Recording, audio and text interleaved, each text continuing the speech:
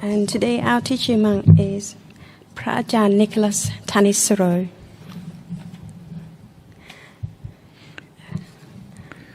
Who needs no further introduction. Okay, good evening everyone. I'm Phra Nicholas Thanissaro, coming to you today from London, UK, or Woking. I'm telling the people who are joining us via Zoom, because they may be confused otherwise. But today is not just our normal Tuesday meditation class, it's also what's known as a European full moon meditation. And we are being joined by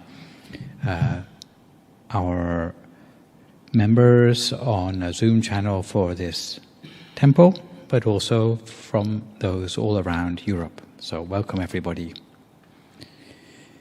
Thank you very much, Natalie, for the introduction, and also Wendy for the soothing exercise session. Normally we don't do exercises here, so I hope that this went down well. So now that everyone is feeling slightly more relaxed and comfortable, it should be perfect for the practice of meditation.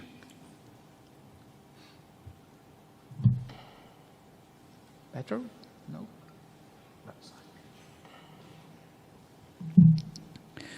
And what I'm going to do today is lead you through a session of meditation which will last about 40 minutes. And afterwards there's a little bit of a wisdom talk on aspects of the special features of today.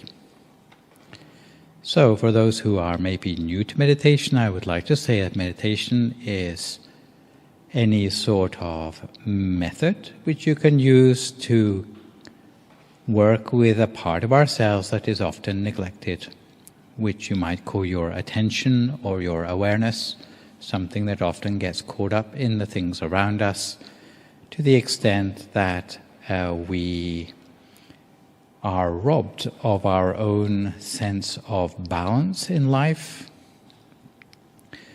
We occupy ourselves with everything else around us sometimes, to the extent that we have no awareness or consciousness left of our own inner states of being. Especially the way the world is designed this day, when we are afraid to miss a beat in life, then sometimes we are so taken up with the things around us that we're left feeling quite hollow within ourselves. And often it's the case that we know more about the things around us than we know about ourselves, which can lead to a sense of sometimes meaninglessness in life, or a sense of angst, or even a loss of hope in life. So meditation is a method by which you can take this awareness or this attention which is stuck on all the things around you, gather it back up and bring it back within the space of your own body. Because if it's within the body, then it's possible to work with the mind in a way which is much more constructive. And to this extent, there's a special place inside ourselves, down here at the level of the solar plexus, where if we can gather up our mind and bring it to this point and keep it there, then immediately the mind will become a lot more calm and a lot more manageable. The number of thoughts in the mind will start to get less by itself. So there are many different ways of meditating, but generally they use something which will capture the mind and bring it back within the space of the body. One method you may have heard of is breathing meditation, where you would focus on your breath as it goes in and out of your body, and already you have a way to keep your awareness within the space of your body, even though it may be a moving target, but because the breath goes in and out within the body, then you have your awareness within yourself instead of stuck on the things around you. But working with a moving target is not always as simple as you might expect. So generally in our meditation method, we work with something which is a little bit more stationary and fixed. And a good way to do that, especially if you're starting out in meditation, is to conjure up some sort of picture in your mind. So if you were to think, for example, of a picture of the sun shining, can you manage that? Or the moon shining, seeing as we're here for our full moon meditation. And that picture, assuming you're not looking out of the window at this moment, is actually created by your mind. And the ability to do this tells us two important things about our mind. Firstly, where is our attention located? And the answer to that question is, it's wherever the picture appears. Because wherever the picture is, that is where your mind is. The moment your mind wanders off onto anything else, then the picture will disappear. Second important thing it tells you is just how good is your concentration at that moment. Because if you're distracted, then the picture disappears. So what you are working with a picture, it is a very immediate feedback about the quality of your mind and the location. And what we try to do with our meditation practice is to bring the picture down to this point at the solar plexus and maintain it there.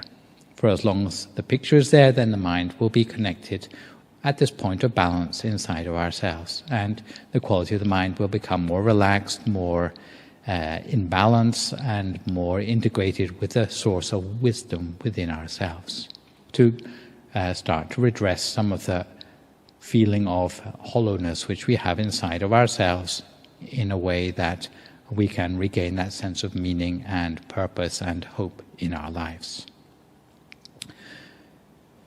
But we don't just jump straight in and think of a picture, because sometimes we can think in a much too strenuous way. And it's important that we set the scene, first of all, with some sort of relaxation. And in this respect, generally any meditation starts with 5 minutes making sure our body is relaxed. And I think we probably are a good way along that path after our exercises. After that, we spend a second 5 minutes clearing our mind as much as possible of any worries or concerns, and putting ourselves in a positive frame of mind as much as possible. Only after that do we work with our imaginary picture, and it can be a feeling instead of a picture. Some people feel that they have an object there rather than seeing it. That also works perfectly well. And for those special people who have a lot of thoughts on their mind, maybe too many thoughts to just ignore, then you may find that the use of a mantra may be helpful for you as well, to basically block the random thoughts in your mind in a way that the mind can come to a state of silence more quickly. Because as we shall hear this evening, if the thoughts in the mind come to a stop or a standstill, then it will lead the mind deeper. So meditation is not about thinking, it's about what happens when we stop thinking. But to get ourselves to stop thinking, well, that is really where we have to put the work in with the meditation, to start to work with the gaps between the thoughts. So far so good? Today we have a special emphasis on something called loving kindness meditation. And I just give a little bit of extra explanation for that. Once we build up something at the center of our body, it may be a feeling of well-being, it may be a sense of brightness, it may even be an inner picture of some sort, maybe even one that was different from the one you started with. With our meditation, we can share the positive vibes or the positive energy arising from meditation by allowing it to spread outwards from our center. And this practice is known as loving kindness meditation. And the meditation I'll lead you through today, it will explain how to do meditation on loving kindness in two different ways. The first way we will do it will be starting with people we are, let's say we have a good relationship with, so the easy people to think about in a loving way. And we will work to neutral people and then to more difficult people.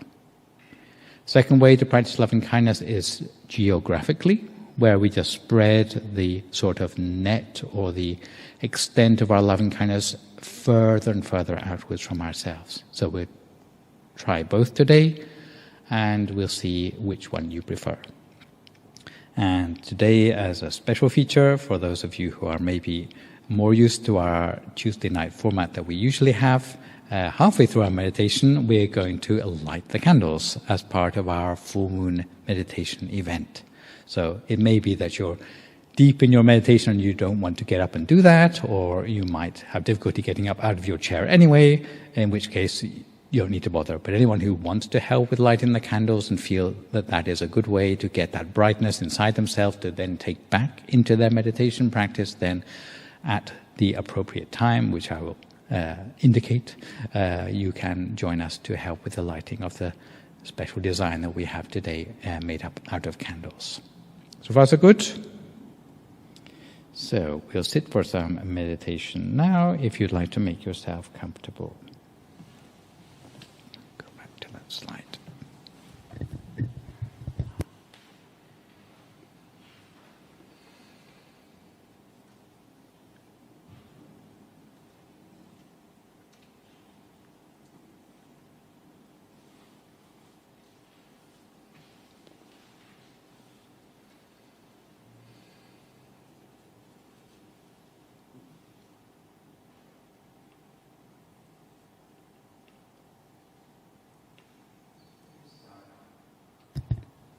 So we start by sitting up straight.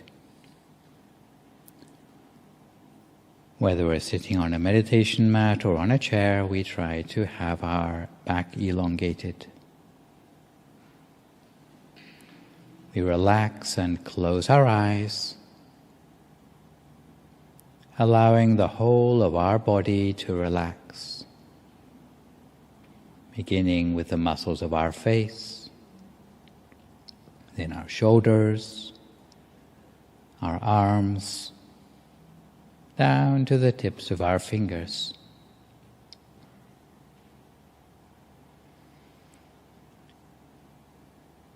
We relax our torso, both legs, all the way down to the tips of our toes. Allowing the whole of our body to rest more and more.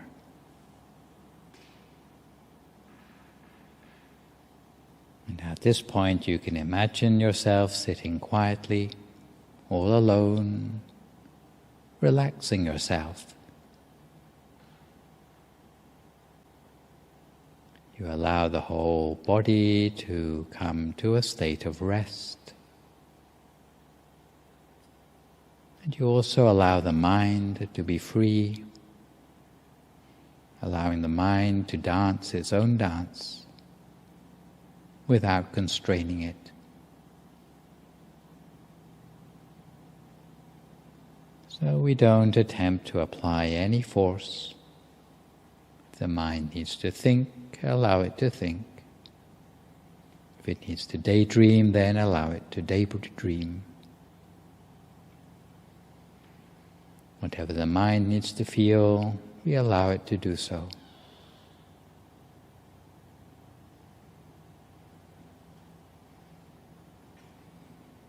Just be as aware of what is happening as if you're watching clouds passing through the sky.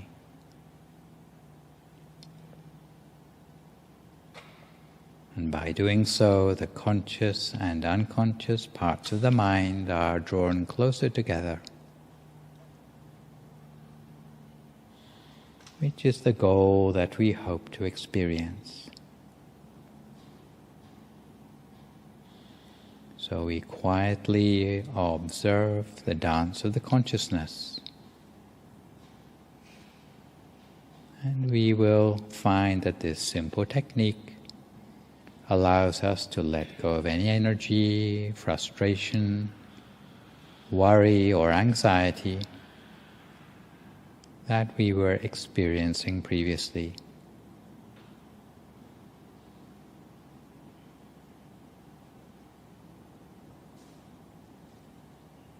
And when we feel relaxed and refreshed, both in body and in mind, very gently and using no effort at all, you can imagine that inside your body is just an empty space or a hollow cavity with no organs or tissues, muscles or bones. As if your whole body has been transformed into a sort of transparent bubble with nothing on the inside.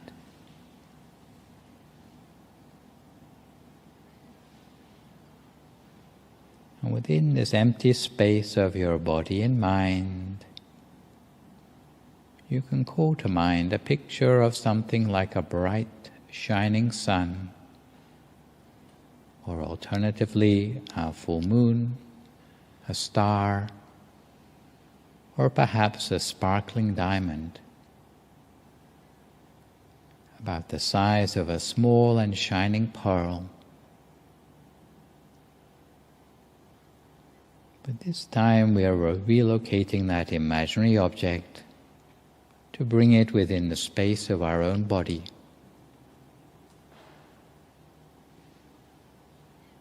We don't worry too much if the actual picture is not very clear.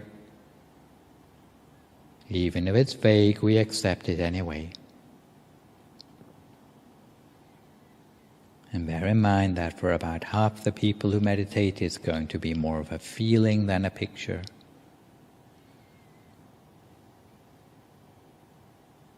But whatever the case, whether it is an object we can see or an object we can feel,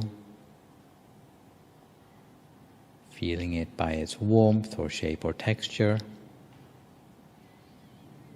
we allow that object to float slowly downwards within the space of our body,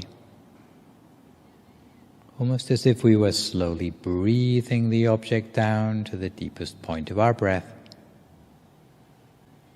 or as if we were gently swallowing the object down within ourselves to reach the deepest point of our stomach. And once it reaches that point, or a point that feels comfortable for us, down inside ourselves, we gently maintain that inner object at the center of ourselves as continuously as we can, for as long as we can, not letting our attention slip away anywhere else if we can help it. If we find our attention wandering away, then it's not the end of the world. We simply bring our attention back to that inner object again. If the inner object disappears, then we just think of a new one.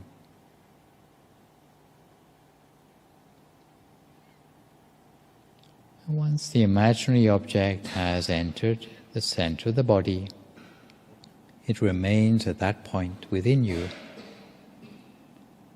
We imagine that it's beginning to shine more and more, or that the feeling of well-being inside us spreads outwards more and more.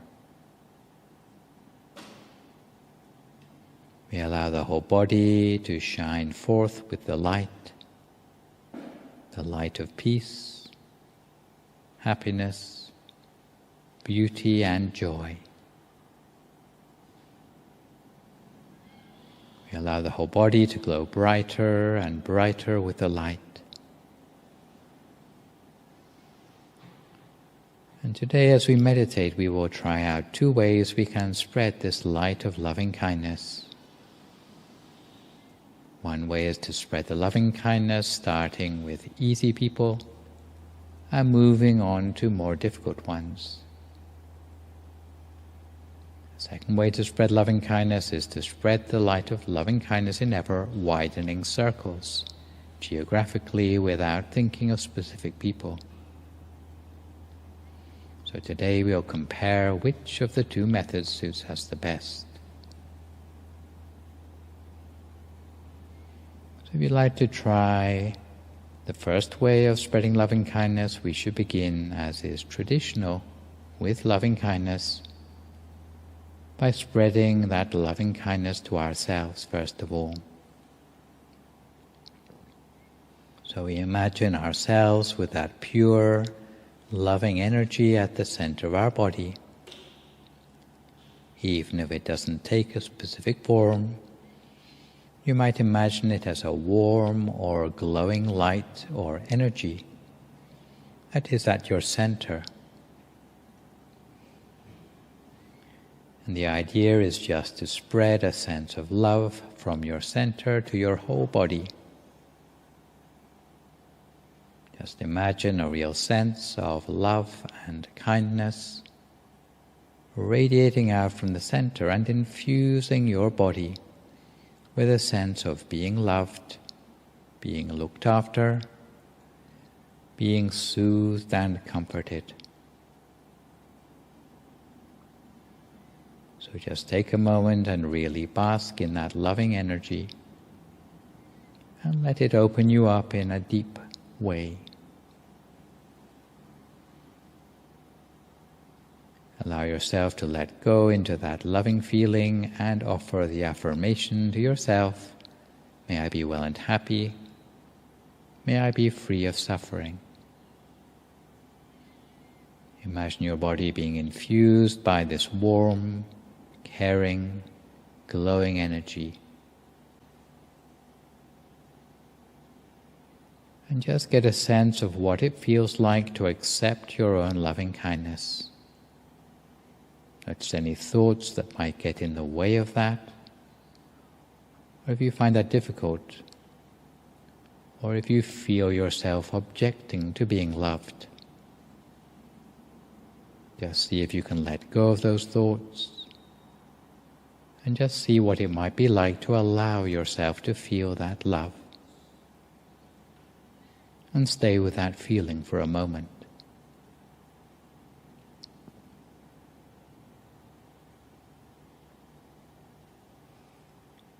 And now you can move on to think of someone who's very special to you, a dear friend or a family member. Just bring to mind someone like that who's important to you and special in your life. And picture them in miniature at the center of your body. And use your awareness to connect deeply at that person's center, the center of this person who's so dear to you. And recognize that just like you, this person has hopes and fears. This person has joys and sorrows. Just like you, this person feels sad sometimes, gets lonely sometimes. This person's just like you in that they really want to be loved and accepted. They want to be happy and safe. So see if you can connect in some way with that sense of being the same on a deeply human level. That we all suffer, we all want to be loved. So just imagine being able to send some loving energy to that person. So from your center, send forth some loving, warm energy to that person. Perhaps you can offer some loving phrases. May you be happy, may you be safe. May you feel deeply loved and connected. And imagine emanating that warm, loving energy from your center. Perhaps imagine a golden, warm light flowing out from your center and connecting with that person's center. As you send them your loving kindness. And now just really think about how you'd like to engage with that person in real life. What kind of qualities would you want to bring into your friendship with that person? How can you demonstrate your sense of loving kindness to this person in real and concrete ways? Through what you say to them, or how you listen to them, or how you behave when you're in their presence. And just get a sense of what that might look like.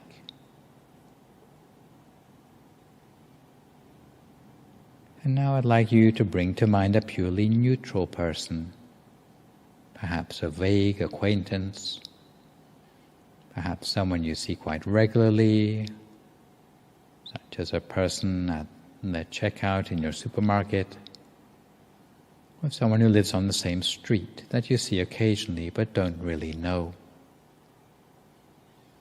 or just complete strangers, those faces in the crowd. So bring the miniature image of someone like this to your center. And now consider that even though you know nothing about this person, and in many ways they might not seem that important to you, but think about the fact that just like you, this person too has hopes and fears. This person has joys and sorrows. This person gets sad sometimes, feels lonely sometimes. This person, just like you, wants to feel that they are loved and accepted, and they want to feel happy and safe. So again, just to know that in some deeply fundamental way, you are the same as this person. You share this common humanity with all its joys and sorrows. So see what it may feel like to send some loving kindness to this person too. Imagine that you can send your sense of goodwill and warmth and kindness to these people that we usually ignore or are completely indifferent to. So imagine again emanating warm, loving energy from our center to these people. Imagine that a warm, golden light flows out from our center, surrounding and engulfing this neutral person with a real sense of warmth and love. And now just consider how you might want to engage with this person in your daily life, whether that's just exchanging brief eye contact, or connecting with a smile, or perhaps just sending a sense of goodwill and kindness to them in your thoughts. Or perhaps you want to pay a little bit more attention next time you're in the checkout. Just think of some way that you can maintain some kind of connection with this real person, this real human being at your center. To engage in a brief, kindly exchange. Just get a sense of what that might be like.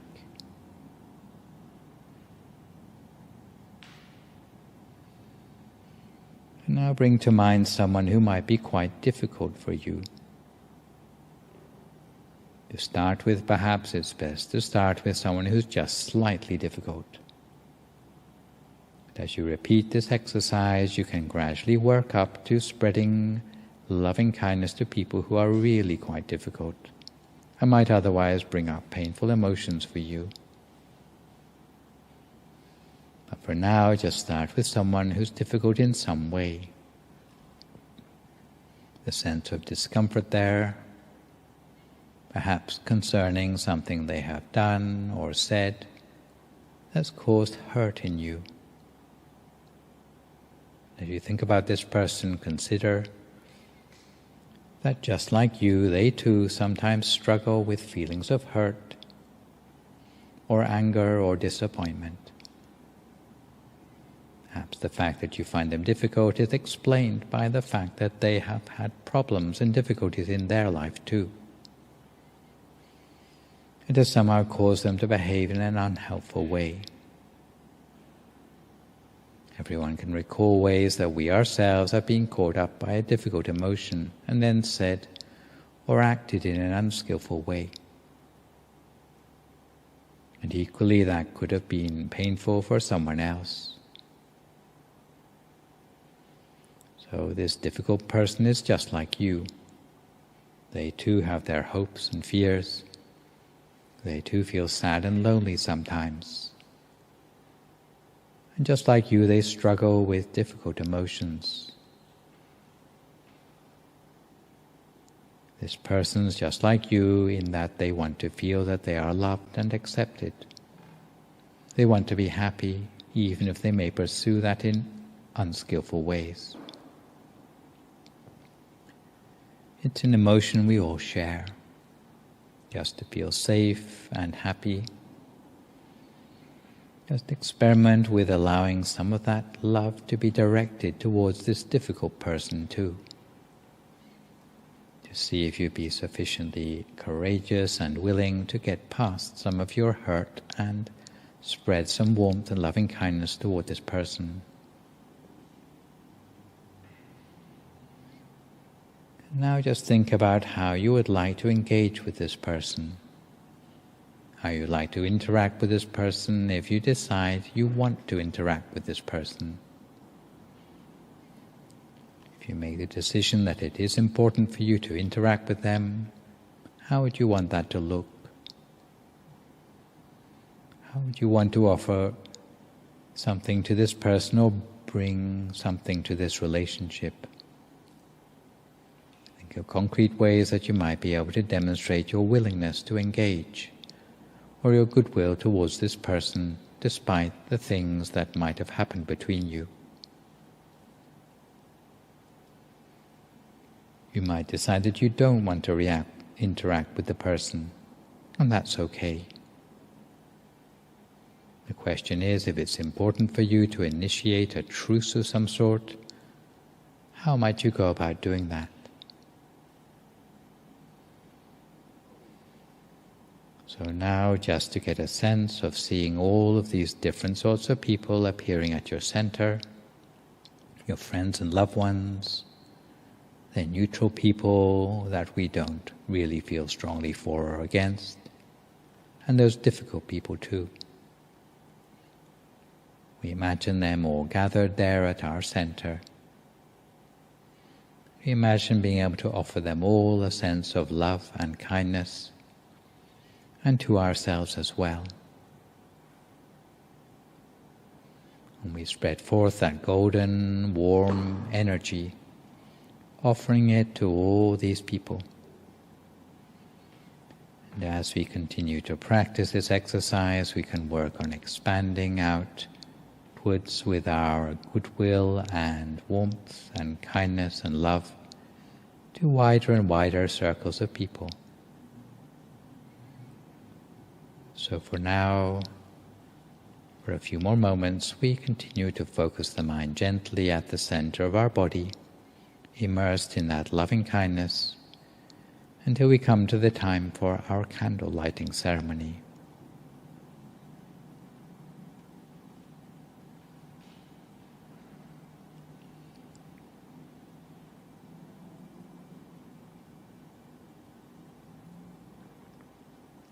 Come to the point where we can try that second way of spreading the loving kindness. The second way to spread loving kindness is in ever-expanding geographic circles. And we allow the whole body to shine with the light of love, the light of peace, beauty, happiness and joy. Allow the whole body to emanate forth the light of loving kindness more and more, brighter and brighter, more and more, in front and behind us, to our right and our left, above and below. Allowing the whole body to shine, pervading the light of love, peace, happiness and joy into our hearts and our souls, all across the land. We allow the light to cover people, houses, buildings, villages, towns and cities, fields and forests, mountains and valleys, lakes, seas and oceans, from horizon to horizon, embracing the entire world, deep into the ground, allowing that light of loving kindness to pervade deeper and deeper, embracing all lives in the layers and layers of rocks and stones, soils and dust, no matter how insignificant they may seem, with the wish that may all living beings there be well and happy, may all be free from suffering. We continue to share this light of love, peace and happiness, beauty and joy, deeper into the water, deeper into the sea, deeper down into the oceans, allowing that light of loving kindness to perfuse the ocean waters, with the wish that all living beings may be well and happy, may be free of suffering. We share this light of love, peace and joy more and more, allowing the light to expand without limit, embracing all, nurturing all, healing all, forgiving all, more and more without end.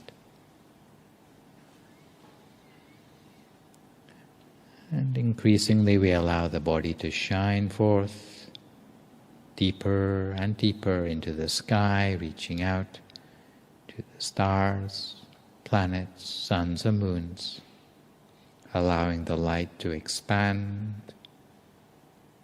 covering the entire galaxy, the seas of stars, reaching out to the entire universe with the wish that may all living beings in the entire universe be well and happy, be free from all suffering.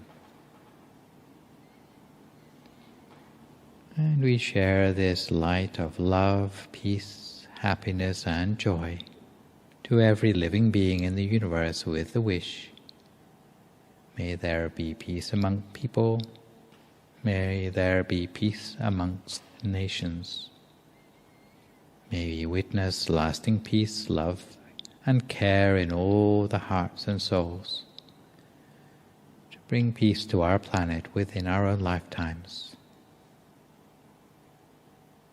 We allow the light of loving kindness to shine with an all-embracing light, more and more without end.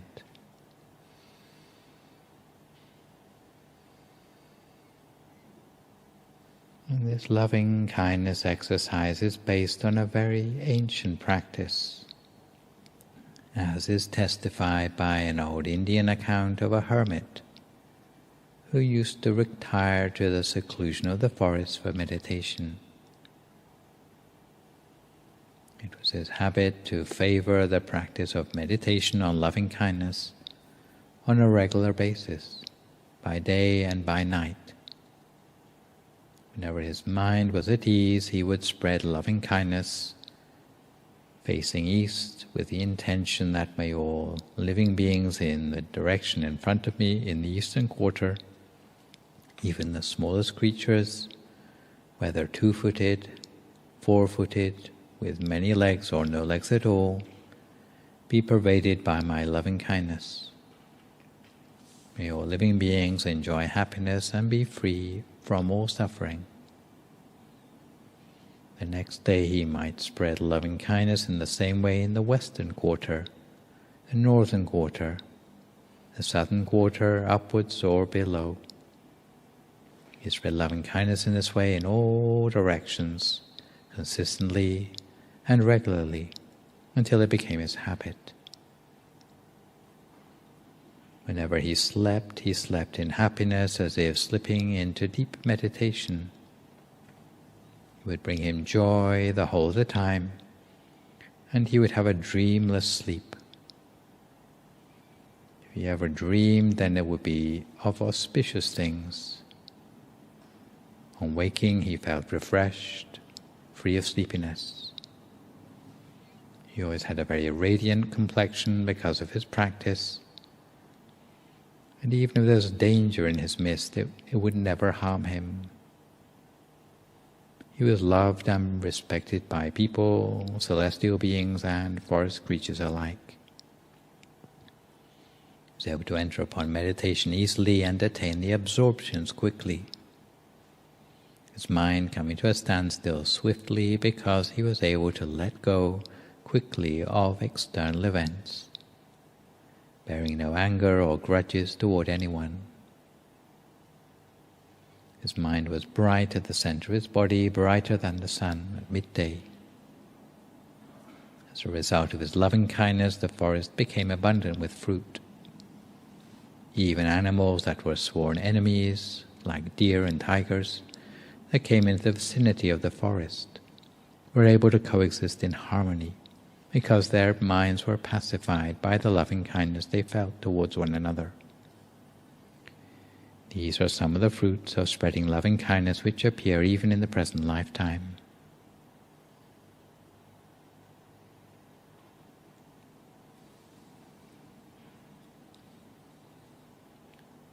So having spread loving kindness in the two ways we have explored today, we condense our awareness back down to the center of our body again, taking careful note of the brightness, the clarity, feeling of peace and joy at the center of the body.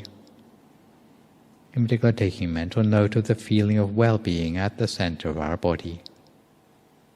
Remembering this feeling as well as we can, because this feeling of well-being is very important for us. It represents the state of progress in meditation that we've built up until now. If we can remember this feeling as well as we can, the next time we come to meditate again, we can start again from this feeling. Starting again from this feeling, we continue to make progress next time we come to meditate.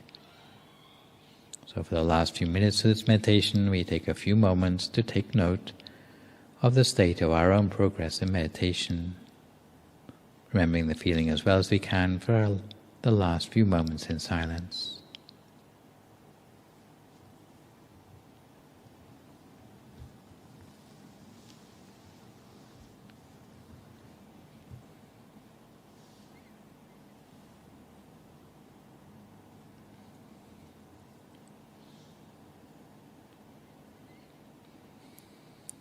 Sappa Buddhanupavena, Sappa Dhammanupavena, Sappa Sankhanupavena, Sattha Soti Bhavantu Te. So if you'd like to slowly come to the end of your meditation practice for this evening, you can gradually open your eyes again. If you feel at all uncomfortable, and slowly try changing to a more comfortable position before slowly finishing your practice.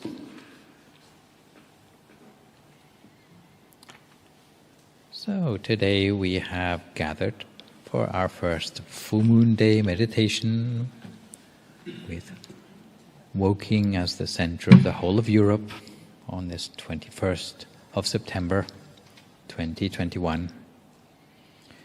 Our moon tonight is the closest full moon we have to the autumn equinox, and it's the moment when the sun is directly above the Earth's equator, and the day and night are of equal length. Precise equinox is actually expected to be tomorrow, but the moon that we see in the sky tonight is known as the harvest moon, and this is because it's when the crops are gathered at the end of the summer season. And the moon appears particularly bright in the sky and rises quite early, allows the farmers to continue harvesting well into the night. And it's even sometimes called the barley moon, or the corn moon. And if horoscope casters are to be believed, then tonight's moon is also supposed to amplify our emotional sensitivity, our compassion and psychic abilities. Yes, indeed.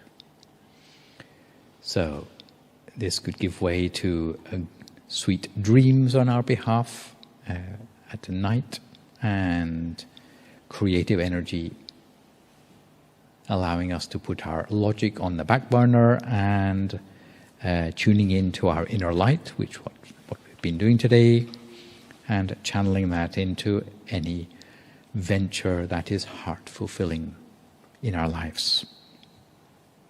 So it's the turning of the seasons, and it's symbolic of new beginnings.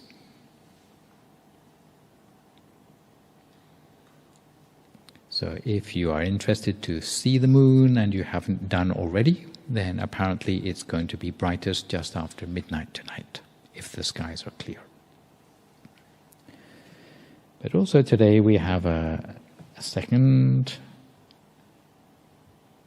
auspicious thing that aligns with this full moon today, which is the 21st of September, being also the International Day of Peace, which was established in 1981 by the United Nations, and it's really only 2 decades later that they designated this day as a day of non-violence and ceasefires. And the theme for this year is recovering better for an equitable and sustainable world. And as a day devoted to strengthening the ideals of peace through observing 24 hours of non-violence and ceasefire. So we'll see how that worked out probably on tomorrow's news. But as we heal from the pandemic, United Nations would like us all to think creatively and collectively about helping everyone to recover better and how to build resilience and transform our world into one that's more equal, inclusive, sustainable and healthier, especially because the pandemic is known for hitting the underprivileged and the marginalized groups the hardest.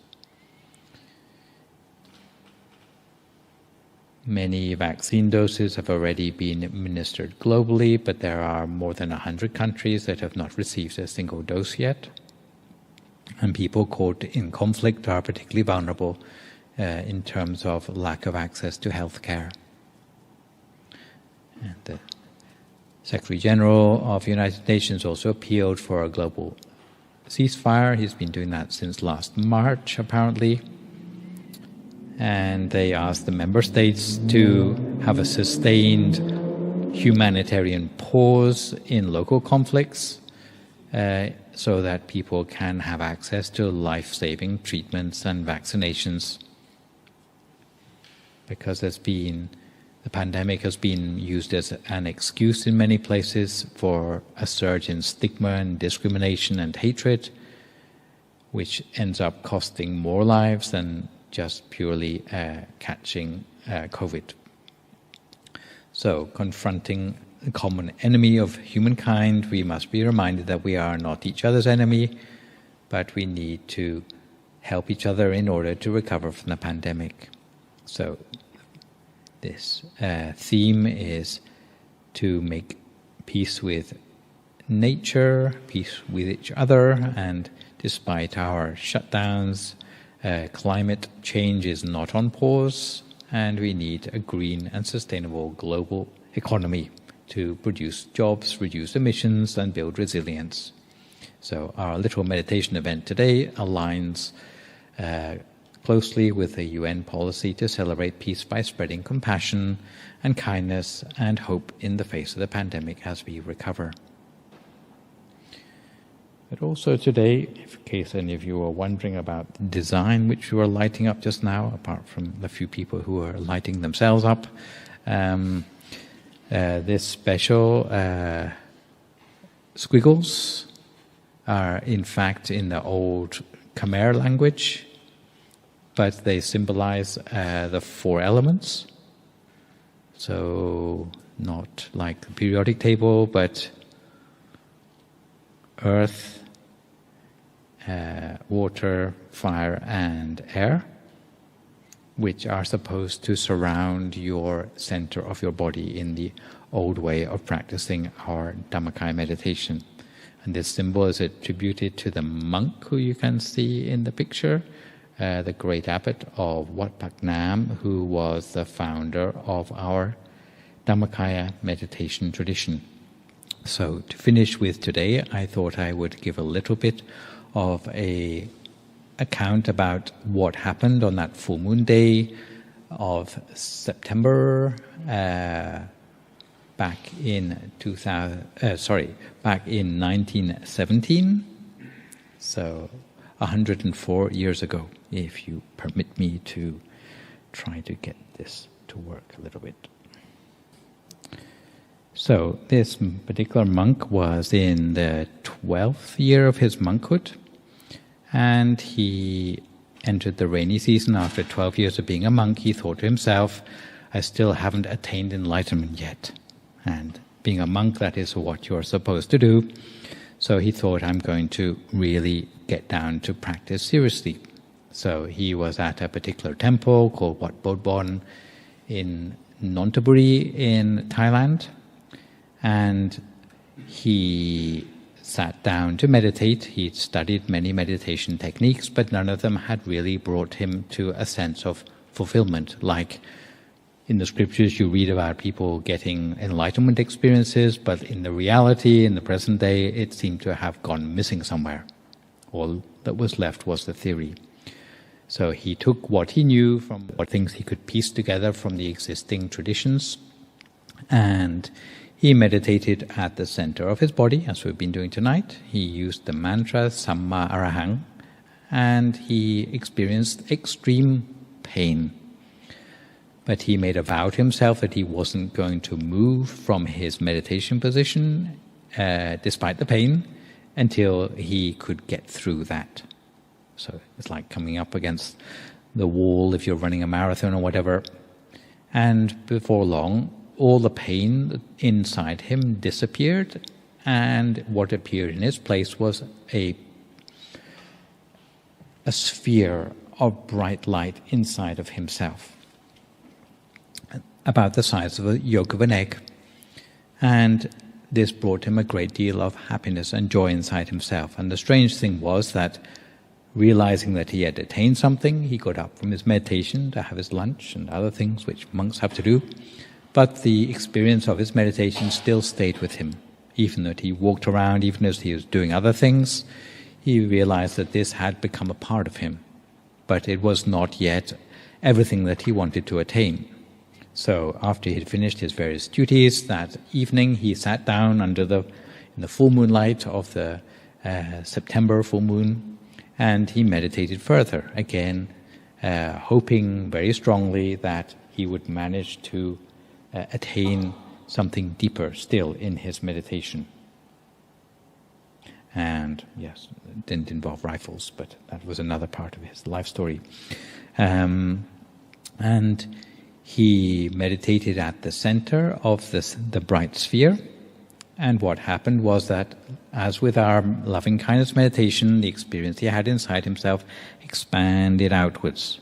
Expanded not only to the whole of himself, but expanded to the size of the whole universe. And then what happened was that at the center of that inner sphere became something deeper. More inner spheres. Yeah, this is just sort of... It will catch up with me eventually. More inner spheres coming up one at a time, until eventually inside of himself he came across inner bodies of himself. Maybe you've heard things like the astral body. Well, that was the first one that he discovered inside of himself. Inside of the astral body, the more spheres, and then more layers of himself, until eventually he came to inner layers of himself that looked rather like bodies of enlightenment, or rather like the Buddha statue which you can see behind me.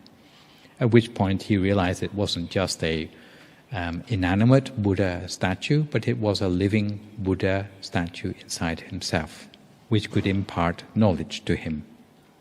So many inner bodies, many inner spheres, but inside all of that there's wisdom which he could learn from, as if he had brought back from the myths of history that lost enlightenment experience, which he started to teach as the Dhammakaya meditation tradition. So this monk started to bring back and repopularize the practice of meditation. This is going back about 100 years. And it started to be practiced not just by monks, but by lay people. and meditation got back its sort of credibility again, because people start to have those same experiences that they were reading about in the scriptures. So this became like a revival of meditation within Thailand. Not only in Thailand, but the reputation of this abbot, here we go with the inner spheres and expansion. Even his reputation spread around the world, and there were even individuals who went from England to Thailand, and the first foreigners to ordain in Thailand were from England, from the UK, and they were able to attain these experiences as well. So we hold this founder of our tradition in great reverence, and as a result of his teachings, especially the teachings about the space between the thoughts, or being able to have attainments when your mind or your thoughts come to a standstill, this is a very important teaching which we still think about a lot in the present day, making meditation success much easier and much more accessible even for beginners. So this is a little bit of the story behind the great abbot of Wat Phak Nam, which I would like to share with you today, because today, apart from being the full moon, apart from being the harvest moon and the equinox and being the International Day of Peace, it's also the anniversary, the 104th anniversary of the rediscovery or the recovery of this meditation teaching, which we are still practicing today. So for today, I think that's probably all I want to say, except that I don't know if you enjoy having this sort of little ceremony part as part of the Tuesday meditation, or any meditations here. Does it liven it up slightly? Especially when people light themselves on fire. Sort of. Yes, I can't promise he'll do that every time. But apart from our weekly meditation sessions, which take place here on a Tuesday and a Thursday, if there is enough enthusiasm, then on full moon days in the future we will have a similar sort of little ceremony. Next time would be on the 21st of October, which actually works out as a Thursday. So we have a different theme each time to fit with the moon of that particular month, and we'll also do it online as well.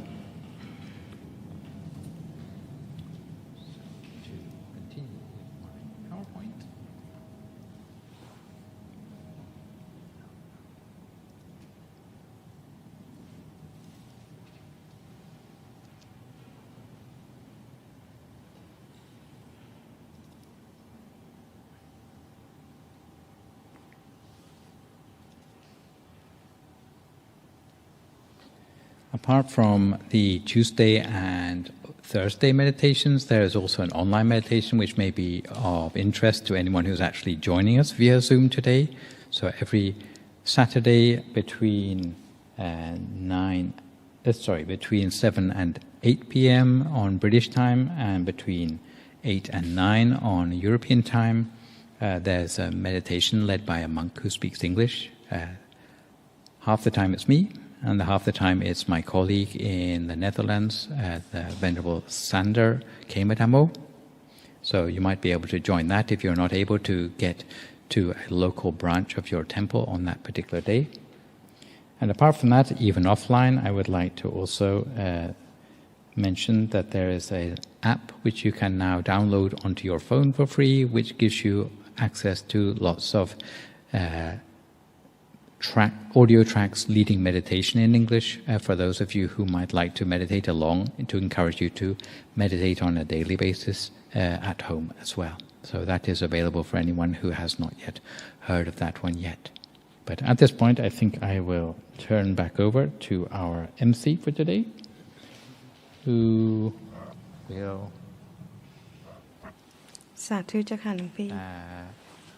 now host any comments, feedback, or questions which you might have at this time. question times. Okay. So, if anyone have any question to ask Long Pi Tibet about anything today or anything at all to ask?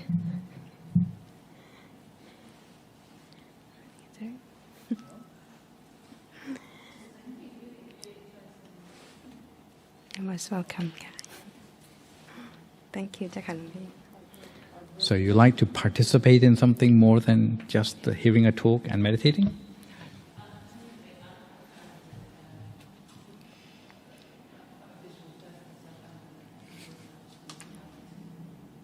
Good. We will feel encouraged to do more with it. We might change the design each time. Question, Jakanvi. Yes. It's not really a question, but there was a mention of more of these full moon sessions. I'd be interested in. So, apart from Tuesdays and Thursdays, what sort of meditations are you interested in? On full moon. A full moon, yes. So, if you are happy with that, I know the abbot here said he's given us the green light in advance if people are interested. And next time will coincide with the end of Buddhist Lent. So we will see what themes we can muster up for that one. And the November one will involve floating candle rafts on the newly constructed pond. So we will find something to do with candles and participation that's different each time. Yes. Thank you. In fact, it's very well attended tonight compared with normal Tuesdays. Even normal Tuesdays are pretty well attended anyway. We thought lots of people would join us online, but it turns out that in person it's much more lively. Today we have Judy here who she was coming for a normal Tuesday, and I said today it's kind of special than normal. But yeah, I think she did stay in today, and thank you, Judy. So yeah, so it's come to an end. Thank you very much. I would like to say thank you to Wendy and Lucy for today, and please everyone, if you would like to pay respect to our teaching monk by bowing 3 times. Bow. Bow. Bow. So may all of you be blessed with happiness, prosperity, and fulfillment in life, especially on this full moon day. May the change of the seasons attract only great things into your life, rejuvenation and happiness and change for the better in your life, happiness and health in every way. And if you practice meditation further at home, may you continue to make progress in your meditation easily, and now and forevermore. Sadhu.